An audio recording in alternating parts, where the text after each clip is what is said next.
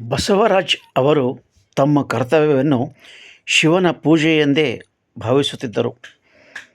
ನಗರದಲ್ಲಿ ನಗರಸಭೆ ಪೌರಾಯುಕ್ತೆ ವನಿತಾ ಚೌಹಾಣ್ ಬಸವರಾಜ್ ಅವರು ತಮ್ಮ ಕರ್ತವ್ಯವನ್ನು ಶಿವಪೂಜೆ ಎಂದೇ ಭಾವಿಸುತ್ತಿದ್ದರು. ತನ್ಮೂಲಕ ಸರ್ವರಿಗೂ ಪ್ರೀತಿ ವಿಶ್ವಾಸದಿಂದ ನಡೆಸಿಕೊಳ್ಳುವುದರ ಜೊತೆಗೆ ಜನಾನುರಾಗಿ ಅಧಿಕಾರಿ ಎಂಬ ಖ್ಯಾತಿಗೆ ಪಾತ್ರವಾಗಿದ್ದರು. ಅಂಥ ಅಧಿಕಾರಿ ಸೇವೆಯಿಂದ ನಿವೃತ್ತರಾಗುತ್ತಿರುವುದು ನಮ್ಮ ನಿತ್ಯದ ಕರ್ತವ್ಯಕ್ಕೆ ಕೆಲ ಅಡಚಣೆಗಳು ಆಗುವ ಸಾಧ್ಯತೆಗಳಿರುತ್ತವೆ. ಅಂತಹ ಸಂದರ್ಭದಲ್ಲಿ ಅವರು ಆಗಾಗ ಕರೆ ಮಾಡಿ ತೊಂದರೆ ನೀಡಿದಾಗ ಸಹಕರಿಸಬೇಕು ಎಂದು ಪೌರಾಯುಕ್ತೆ ವನಿತಾ ಚೌಹಾಣ್ ಅವರು ಮನವಿಯನ್ನು ಮಾಡಿದರು. ನಗರದ ವೀರಶೈವ ಕಲ್ಯಾಣ ಮಂಟಪದಲ್ಲಿ ಶನಿವಾರ ನಡೆದ ಬಸವರಾಜ್ ಶಿವಪೂಜಿ ಅವರ ಬೀಳ್ಕೊಡುಗೆ ಸಮಾರಂಭದಲ್ಲಿ ಅವರು ಮಾತನಾಡಿದರು.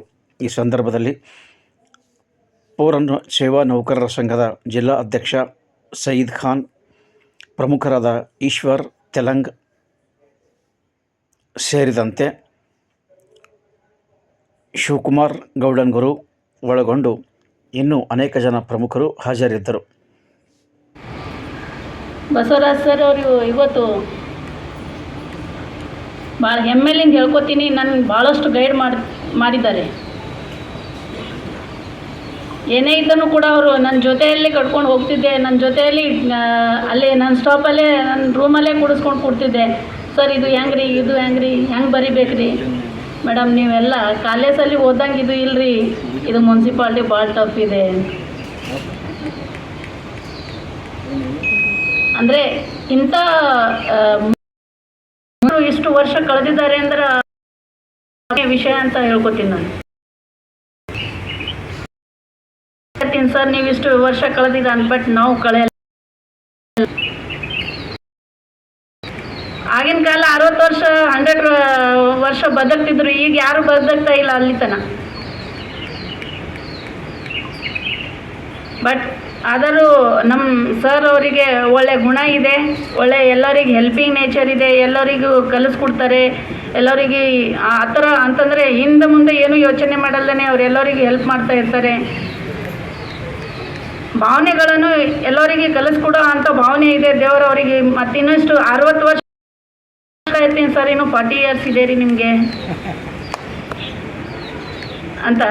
ಅವಾಗ ಸರ್ ಇಲ್ಲ ರೀ ಮೇಡಮ್ ಹೆಂಗೆ ಅಂತಂದಿದ್ದೆ ಒಂದ್ಸಲ. ಬರ್ತ್ ಸರ್ಟಿಫಿಕೇಟ್ ಕರೆಕ್ಷನ್ ಮಾಡ್ಕೊಂಡು ಬರ್ರಿ ಸರ್ ಅಂತ.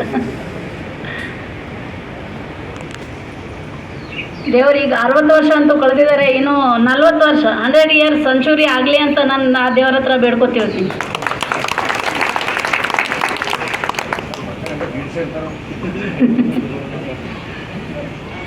ಇರಲಿ, ನಿಮ್ಮ ಆಶೀರ್ವಾದದಿಂದ 1.5 ವರ್ಷನೂ ಬದುಕಲಿ. ಅದೇ 150 ಇಯರ್ ಬದುಕಲಿ ಅಂತ. ಈಗ 60 ಇದೆ, ಇನ್ನು 100 ವರ್ಷ ಆದ್ರೂ ಪರವಾಗಿಲ್ಲ.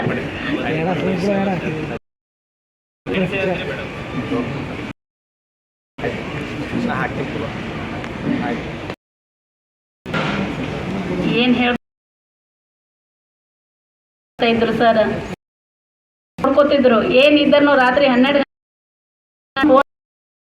ಅದನ್ನು ಪರಿಹಾರ ಮಾಡ್ತಿದ್ರು ಅವರು. ಒಂದ್ ಕಡೆ ತುಂಬಾ ನೋವು ಅಂತಂದ್ರೆ ಏನೋ ನಮ್ಮ ಕಡೆ ಏನೋ ಅಂತ. ಅದು ಯಾವತ್ತು ನನ್ನ ಲೈಫ್ ಇನ್ನೂ ನಮ್ದು ಅಲ್ಲಿ ತನಕ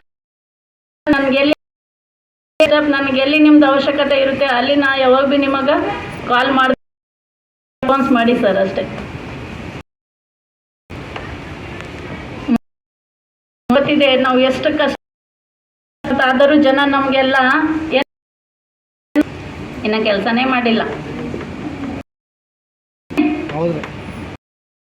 ನಾವೇ ಸ್ವಚ್ಛ ಮಾಡ್ತೀವಿ, ಬಟ್ ನಮಗೆ ಕೀಳಾಗಿ ನೋಡ್ತೀವಿ.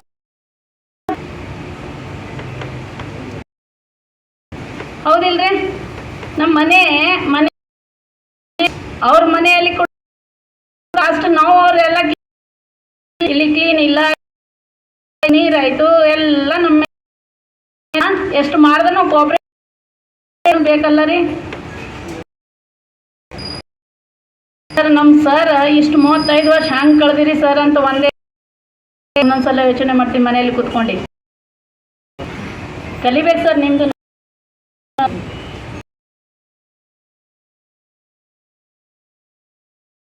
ಎಂದು ಆ ದಿಮಾಕು ಎಂದು ತೋರಿಸ್ಕೊಂಡಿಲ್ಲ. ಅವ್ರಿಗೆ ನಾವು ಯಾವತ್ತೂ ಸಲ್ಯೂಟ್ ಹೊಡಿಬೇಕು ಈ ವಿಷಯದಲ್ಲಿ. Yes sir.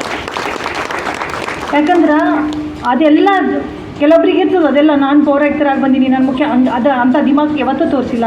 ಸರ್ ಹಿಂಗೆ ಕೆಲಸ ಅದ ರೀ, ನಡ್ರಿ ಬಂದೆ ಸರ್, ಹಿಂಗೆ ಬರ್ಬೇಕು ರೀ ಸರ್, ಹಿಂಗೆ ನೀರು ಬಂದಾಗ್ಯದ್ರಿ ಮೇಡಮ್ ನಡ್ರಿ ನಾ ಹೋಗ್ತೀನಿ ರೀ ಗಲಿಗೆ ಅಂದರೆ ಯಾವುದೇ ವಿಷಯ ಇರಲಿ. ನಾನು ಇದ್ದೆ ಕೆಲಸಕ್ಕೆ, ನಾನಿದ್ದೆ ಅಂದ್ರೆ ನಾನು ಎಲ್ಲೋ ಹಿಂಗೆ ಬ್ಯುಸಿ ಅಂತ ತೋರಿಸ್ಕೊಂಡಿಲ್ಲ, ನಾನು ಮಾಡಲ್ಲ ಅಂತ ನೆಗ್ಲೆಕ್ಟ್ ಮಾತಾಡಿಲ್ಲ. ಅದಕ್ಕೆ ಸರ್ ನಿಮ್ಗೆ ಯಾವತ್ತೂ ಪುರಸಭೆ, ನಿಮ್ಗೆ ನಗರಸಭೆ ಆಗಿದೆ ಈಗ, ಸಾರಿ, ಯಾವತ್ತೂ ನಗರಸಭೆಯ ನಾವು ಸಿಬ್ಬಂದಿಗಳೆಲ್ಲರೂ ನಿಮ್ಗೆ ಋಣಿಯಾಗಿರ್ತೀವಿ, ಅಂದರೆ ನಿಮ್ಗೆ ಥ್ಯಾಂಕ್ಫುಲ್ ಆಗಿರ್ತೀವಿ. ಅದ್ರ ಜೊತೆಗೆ ಮುಂದಿನ ನಿಮ್ಮ ಆರೋಗ್ಯ, ನಿಮ್ಮ 2 ಮಕ್ಕಳು, ನಾನು ನಿಮ್ಮ ಮಗಳಿಗೆ ಮಾತಾಡಿದೆ ಈಗ, ಕೀರ್ತಿ ಮತ್ತು ಕಿರಣ್, ಒಳ್ಳೆ ಮಕ್ಕಳು ಸರ್. ನಾವು ದುಡ್ದಿದ್ದು ಎಲ್ಲಿ ತೋರಿಸ್ತದಂದ್ರೆ ನಮ್ಮ ಮಕ್ಕಳು ಒಳ್ಳೆಯವರಾಗಿ ಬಂದರೆ ಸಾಕು, ಅದೇ ನಮಗೆ ಅವ್ರಿಗೆ ಅವರಿಬ್ಬರು ಮಕ್ಕಳು ದುಡಿತಾ ಇದ್ದಾರೆ ಸರ್. ಈಗ ಆರಾಮ್ ಈ ದಿನ ಏನು ದುಡಿದಿರಲ್ಲ 36 ವರ್ಷ, ಈಗ ಮುಂದಿನ ಜೀವನ ನೆಮ್ಮದಿ ಜೀವನ. ನೀವು ದಂಪತಿಗಳು ಬರೀ ಟೂರ್ ಪ್ಲ್ಯಾನ್ ಮಾಡಿ ಪ್ರವಾಸವನ್ನು ಕೈಗೊಂಡು ಇಬ್ಬರು ನೆಮ್ಮದಿಯಾಗಿ ಸುಖವಾಗಿ, ನಾವು ಯಾಕಂದ್ರೆ ಬ್ಯುಸಿ ಲೈಫ್ನಾಗ ಮನೆ ಆಗ್ತದ, ಆದರೆ ಇನ್ಮೇಲೆ ಒಬ್ಬರು ಭಾಳ ನೆಮ್ಮದಿಯಾಗಿ ಮುಂದೆ ಅಳಿಯ ಸೊಸೆ ಮೊಮ್ಮಕ್ಕಳು ಮುಂದಿನ ಜರ್ನಿ ಸಾಗಲಿ ಅಂಥೇಳಿ ನಾನು ಸಹಾಯ ಮಾಡಿದ್ದಾರೆ. ಅದೇ ರೀತಿ ಅವರ ಸೇವೆ ಇನ್ನೂ ಬಹಳ ಇದೆ ಅನ್ನಂಗೆ ಕಾಣಿಸ್ತಾರೋ. ಯಾಕಂದ್ರೆ ನೋಡಿದ್ರೆ ಅವರು ವಯೋನಿವೃತ್ತಿ ಅಂತ ಯಾರಿಗೂ ಅನ್ಸ ಆ್ಯಕ್ಟಿವ್ ಆಗಿ ಕೆಲಸ ಮಾಡ್ತಾರೋ. ಹೆಂಗಂದ್ರೆ ಏನೇ ಇದ್ರೂ ಭಾಳ ಆ್ಯಕ್ಟಿವ್ ಆಗಿ ಕೆಲಸ ಮಾಡ್ತಿದ್ರು. ಅದೇ ಈ ಮನುಷ್ಯಾಗ ಹೆಂಗೆ ಸಾವು ಖಚಿತ ಹೆಂಗೆ ಇರ್ತದೆ, ಹಂಗೆ ಕೆಲಸಕ್ಕಾಗಿ ಬಂದ ನಂತರ ವೈಚಿತವಾಗಿ ಇರ್ತದೆ. 60 ವರ್ಷ ಆದ್ರೆ ಆದೇಶ ರೂಪಕಾರ ಅಂಥೇಳಿ ಮುಂದೆ ಅವ್ರದ್ದು ಜೀವನದ ಆಯಸ್ಸು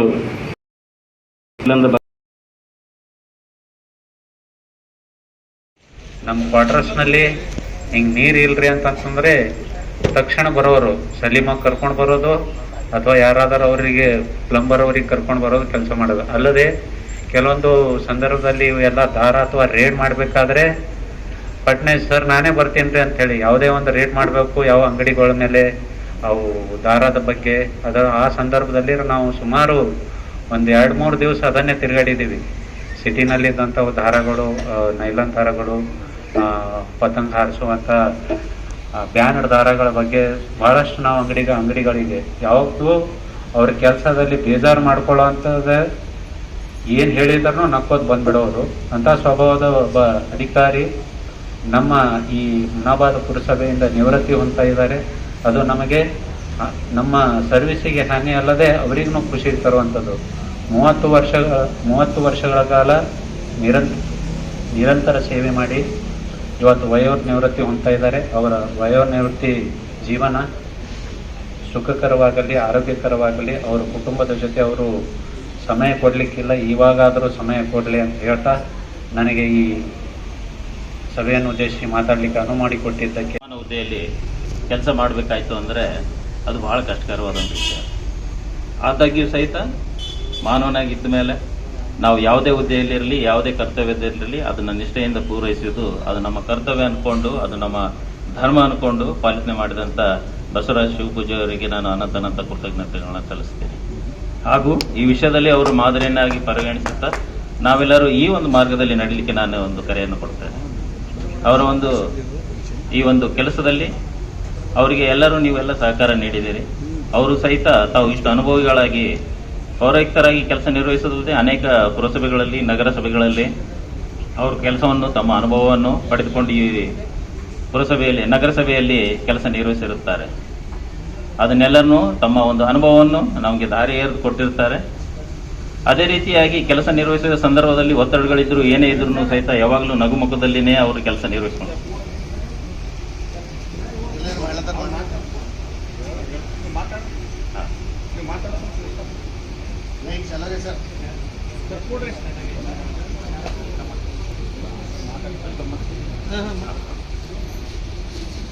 ಅವ್ರು ಯಾವುದೇ ಒಂದು ಒತ್ತಡ ಇದ್ರೂ ಸಹಿತ ಎಲ್ಲರ ಜೊತೆನೂ ನಕ್ಕೊಂತ ಮಾತಾಡ್ಕೊಂತಾನೆ ಕೆಲಸ ನಿರ್ವಹಿಸ್ಕೊಂಡು ಬಂದಿರ್ತಾರೆ. ಅದನ್ನು ಅವ್ರದ್ದು ಒಂದು ತುಂಬ ಒಳ್ಳೆಯದಂಥ ಒಂದು ಕ್ವಾಲಿಟಿ ಇರ್ತದೆ. ನಮ್ಮ ಶಿವಕುಮಾರ್ ಅವ್ರು ಹೇಳ್ದಂಗೆ ಹುಟ್ಟು ಸಹಜ ಯಾವ ಥರ ಇರುತ್ತೆ, ಮೃತ್ಯುನೂ ಸಹಿತ ಸಹಜ ಇರುತ್ತೆ. ಒಂದು ವ್ಯಕ್ತಿ ಒಂದು ಸರ್ಕಾರಿ ನೌಕರಿಯಲ್ಲಿ ಸೇವೆಗೆ ಸೇರಿದ ಮೇಲೆ ನಿವೃತ್ತಿ ಹೊಂದತಕ್ಕಂಥದ್ದು ಅನಿವಾರ್ಯತೆ, ಅದು ಸತ್ಯವೂ ಸಹಿತ. ಅದೇ ಒಂದು ನಿಟ್ಟಿನಲ್ಲಿ ಅವರು ಇಂದು ಸರ್ಕಾರದ ಆದೇಶದ ಪ್ರಕಾರ ನಿವೃತ್ತಿಯನ್ನು ಹೊಂದಿರುತ್ತಾರೆ. ಅವರ ಒಂದು ಈ ಜೀವಿತಮಾನದಲ್ಲಿ ಅವರು ಮಾಡಿದಂಥ ಕೆಲಸ ಬಹಳ ದೊಡ್ಡ ಸೇವೆ ಇದೆ. ಅವರು ನಿವೃತ್ತಿ ಹೊಂದಿ ಅವರು ಒಳ್ಳೆ ರೀತಿಯಾಗಿ ಅವರು ಆರೋಗ್ಯವನ್ನು ಒಳ್ಳೆ ರೀತಿ ಇರಲಿ ಅಂತ ಹೇಳಿ ನಾನು 2 ಮಾತು ಮುಗಿಸ್ತೀನಿ. ನಮಸ್ಕಾರ. 5ರಲ್ಲಿ ಸೇವೆಗೆ ಸೇರಿದ್ದೇನೆ. ನನ್ನ ಸೇವೆಯಲ್ಲಿ ಸುಮಾರು 31 ವರ್ಷಗಳಲ್ಲಿ ಫಸ್ಟ್ ಸುರಪುರ ಪುರಸಭೆಯಲ್ಲಿ 10 ವರ್ಷಗಳ ಸೇವೆ ಸಲ್ಲಿಸಿದ್ದೇನೆ ಅಲ್ಲಿ. ಮತ್ತು ನೆಕ್ಸ್ಟ್ ಸುರಪುರ ಸೇಡಂನಲ್ಲಿ 8 ವರ್ಷ, ಸತತವಾಗಿ 8 ವರ್ಷ.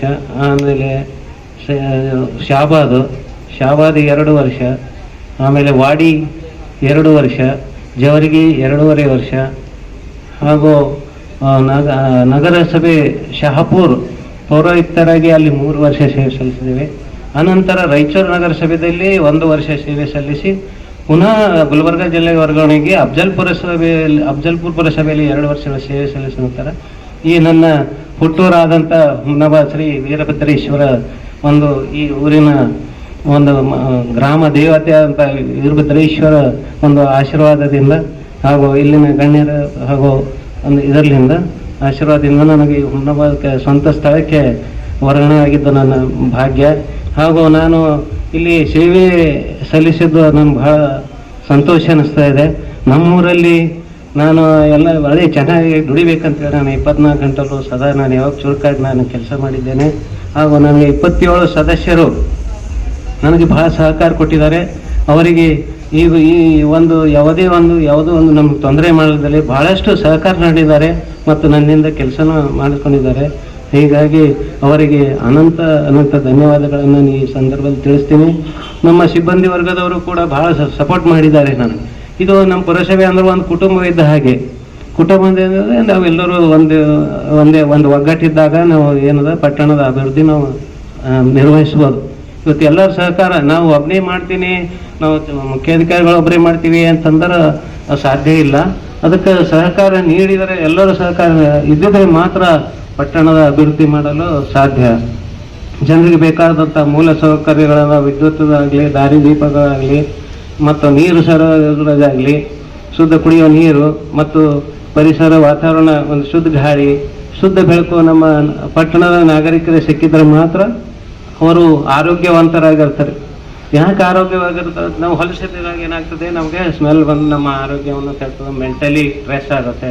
ಹೀಗಾಗಿ ಒಂದು ಒಳ್ಳೆಯ ರೀತಿಯಿಂದ ಜೀವನ ನಡೆಸಲಿಕ್ಕೆ ನಮ್ಗೆ ಇವು 3 ಬಹಳ ಮುಖ್ಯವಾದ ಅವಶ್ಯಕತೆ ಇರ್ತದೆ. ಅದಕ್ಕೆ ಈಗ ಬಸ್ ಹೇಗೆ ಇಂಜಿನ್ ಮುಖಾಂತರ ಎಷ್ಟು ಜನ ಕುಂತರೂ ಹೆಂಗೆ ಹೊತ್ಕೊಂಡು ಹೋಗ್ತದೆ, ಹಾಗೆ ನಮ್ಮ ಮೈಂಡ್ ಏನಿರ್ತದಲ್ಲ, ನಮ್ಮ ಬ್ರೈನ್ ಆಗಲಿ, ನಾವು ಇದಾಗಲಿ, ಅದ್ರ ನಾವು ಮೈಂಡ್ ಸ್ಟ್ರೆಸ್ ಅಂದರೆ ಮೈಂಡ್ ಮೇಲೆ ನಾವು ಹೆಚ್ಚಿನ ಒತ್ತಡಗಳನ್ನು, ಅಂದ್ರೆ ಸಂಸಾರದಲ್ಲಿ ಹಲವಾರು ಕಷ್ಟಗಳು ಬರ್ತಾವ.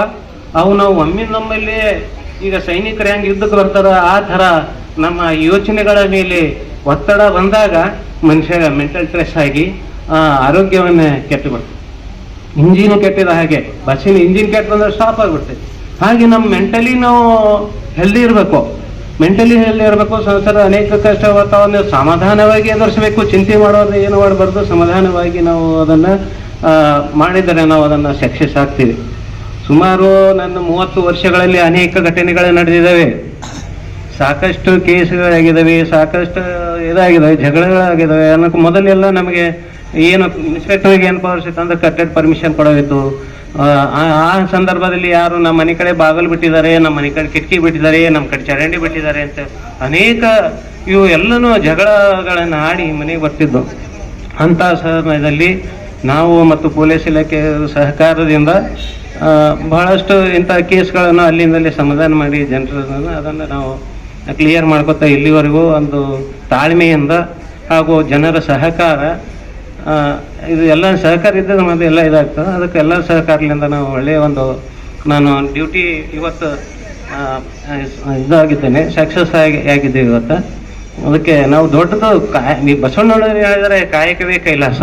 ಯಾವುದೇ ಕೆಲಸ ಇರಲಿ, ಯಾವುದೇ ಕೆಲಸ ಇದ್ರೂ ನಾವು ಅದನ್ನು ಭಕ್ತಿಲಿಂದ ಮಾಡಿದಾಗ ಅಥವಾ ನಮ್ಮ ಆತ್ಮಸಾಕ್ಷಿಯಾಗಿ ದುಡಿದಾಗ ನಾವು ಮಾಡಿದ ಕೆಲಸ ಇನ್ನೊಬ್ಬರು ನೋಡ್ಲಿ ಅಂತೇಳಿ ಮಾಡಬಾರ್ದು. ನಮ್ಮ ಆತ್ಮಕ್ಕೆ ನಮ್ಗೆ ತಿಳ್ಕೊಬೇಕು, ನಾ ಈ ಕೆಲಸ ಮಾಡಿದ್ದೀನಿ, ಇದು 4 ಜನರಿಗೆ ಒಳ್ಳೇದಾಗ್ಯದ ಅನ್ನೋ ತೃಪ್ತಿ ನಮ್ಮಲ್ಲಿ ಇರಬೇಕು. ನಮ್ಮಲ್ಲಿ ಇದ್ದಾಗ ಮಾತ್ರ ಅದನ್ನು ನಾವು ಏನೇ ಇದು ಮಾಡ್ಬೇಕಾದ್ರೆ ಅದು ಕೆಲಸದಲ್ಲಿ ನಾವು ಸಕ್ಸಸ್ ಆಗ್ತೀವಿ ಅಂತ ನಾನು ಈ ಸಂದರ್ಭದಲ್ಲಿ ತಿಳಿಸ್ತೀನಿ. ಅದಕ್ಕೆ ಎಲ್ಲ ಈಗ ಸುಮಾರು 30 ವರ್ಷದ ಅವಧಿಯಲ್ಲಿ ಈಗ ಎಲ್ಲ ಅಮೂಲ್ಯವಾದ ನೀವೆಲ್ಲರ ಸಮಯವನ್ನು ಬದಿಗಿಟ್ಟು ಈ ಒಂದು ಕಾರ್ಯಕ್ರಮಕ್ಕೆ ಆಕ್ಟಿವ್ ಆಗಿ ಕೆಲಸ ಮಾಡಿದ್ರು 24 ಗಂಟೆನೂ ಕಾರ್ಯನಿರ್ವಹಿಸಿದ್ರು ಮತ್ತೆ ಸಾರ್ವಜನಿಕರ ಕುಂದು ಕೊರತೆಗಳು ಬರ್ತವೆ, ಜಗಳ ಆಡ್ತವೆ. ಅಂಥದ್ರಲ್ಲಿ ಇಷ್ಟು 31 ವರ್ಷ ಸೇವೆ ಸಲ್ಲಿಸಿ ಇನ್ನೂ ಇಲ್ಲಿಯವರೆಗೂ ಆರೋಗ್ಯವಂತರಾಗಿದ್ದಾರೆ. ಅದು ನಮಗೆ ಎಲ್ಲಕ್ಕಿಂತ ಹೆಮ್ಮೆಯ ವಿಷಯ. ನಮ್ಮ ಹುಮ್ನಾಬಾದ್ ನಗರಸಭೆಯಲ್ಲಿ 2020ರಿಂದ ಇಲ್ಲಿಯವರೆಗೆ ಎಷ್ಟೋ ಪೌರಕಾರ್ಮಿಕರು ಮರಣ ಹೊಂದಿದ್ದಾರೆ. ನಾವೆಲ್ಲರೂ ನೋಡ್ತಾ ಇರ್ತೀವಿ, ನಂದಮ್ಮ ಅವರು, ಪಾರ್ವತಮ್ಮ, ಶರಣಮ್ಮ ಎಲ್ಲ ಮರಣ ಹೊಂದಿದ್ದಾರೆ. ಅವ್ರ ರೀಸನ್ ಏನು ಅಂದರೆ ಅವರಿಗೆ ಒತ್ತಡ ಇರ್ತದೆ, ಕೆಲಸಗಳು ನಮ್ಮ ಕೆಲಸನೇ ಹಂಗಿರ್ತದೆ. ಬಟ್ ಅಂಥ ಕೆಲಸದ್ರಾಗೂ ಮೇಂಟೈನ್ ಮಾಡಿ ಅವರು ಅಂಥ ಕೆಲಸದ್ರಾಗೂ ಮ್ಯಾನೇಜ್ ಮಾಡಿ ಅವ್ರು ತಮ್ಮ ಆಹಾರದಾಗಲಿ ಅಥವಾ ನಮ್ಮದು ವ್ಯಾಯಾಮ ಮಾಡೋದಾಗಲಿ ಅಥವಾ ನಾವು ಮೇಂಟೈನ್ ಮಾಡಿ ಇಲ್ಲಿಯವರೆಗೆ ಆರೋಗ್ಯವಂತಾಗಿದ್ದಾರೆ. ಅದು ನಮಗೆಲ್ಲರಿಗೆ ಏನದಂದ್ರೆ ಅದು ನಮಗೊಂದು ಪಾಠವಾಗಿದೆ. ನಾವೆಲ್ಲರೂ ಇವತ್ತವರು ನಿವೃತ್ತಿ ಆಗುತ್ತಿದ್ದಾರೆ, ಇದು ಇಲ್ಲಿಗೆ ನಿಲ್ಲೋದಿಲ್ಲ. ಅವ್ರ ಜೀವನ ಮತ್ತೆ ಇಲ್ಲೇ ಪ್ರಾರಂಭವಾಗ್ತಾ ಇದೆ. ಕಂದಾಯ ಅಧಿಕಾರಿ ಅಲೆಕ್ಸಾಂಡರ್ ಸರ್ ವೇದಿಕೆ ಸ್ಥಾನವನ್ನು ಅಲಂಕರಿಸಿಕೊಳ್ಳಲು ಕೇಳಿಕೊಳ್ತೇನೆ. ಈಶ್ವರ್ ಸರ್ ಸಮುದಾಯ ಸಂಘಟನಾ ಕಾರ್ಯದರ್ಶಿ ಈಶ್ವರ್ ಸರ್ ಕೂಡ ಜಿಲ್ಲಾ ಸಂಘದ ಕಾರ್ಯದರ್ಶಿಯಾಗಿದ್ದಾರೆ, ಅವರು ತಮ್ಮ ಸ್ಥಾನ ಅಲಂಕರಿಸಿಕೊಳ್ಳಬೇಕು.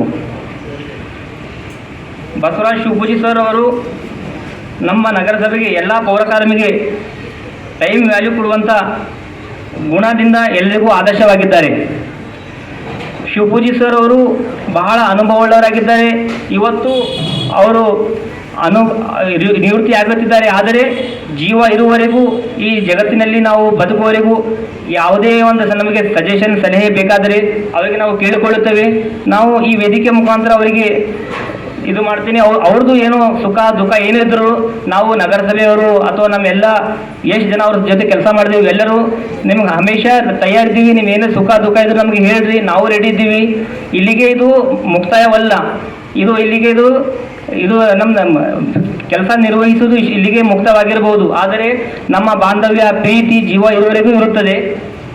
ಆದ ಕಾರಣ ತಾವು ನಮಗೆ ನಿಮ್ಮ ಯಾವುದೇ ವೈಯಕ್ತಿಕ ಕಾರ್ಯಕ್ರಮಗಳಿರಲಿ ಅಥವಾ ಮದುವೆ ಕಾರ್ಯಕ್ರಮ ಇರಲಿ ಮಕ್ಕಳದು, ಅವ್ರನ್ನ ನೀವು ನಮಗೆ ಆಹ್ವಾನ ಮಾಡಿರಿ. ನಮ್ಮ ವೈಯಕ್ತಿಕ ಏನೇ ಕಾರ್ಯಕ್ರಮ ಇದ್ರೂ ತಾವು ನಗರಸಭೆ ಇಲ್ದಿದ್ರು ನಾವು ನಿಮ್ಗೆ ಆಹ್ವಾನ ಮಾಡ್ತೀವಿ. ನೀವು ಟೈಮ್ ಕೊಡ್ರಿ.